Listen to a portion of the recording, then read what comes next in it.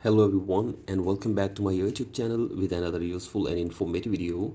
So guys, in this video I'm going to show you how to turn off two-factor authentication on iPhone. So guys, if you want to turn it off here, I will show you how can you do this. So guys, for that you have to simply watch this video till the end. So guys, first of all go back to your home screen and now open settings on your device and then go to your profile and now go to security and sign in.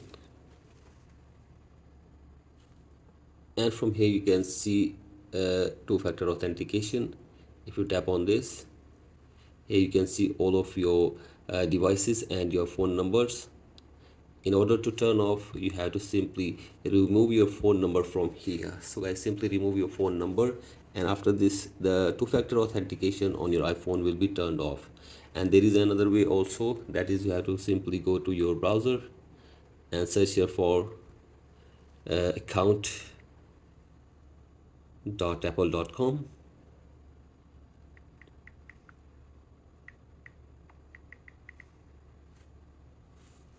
and then go to your Apple account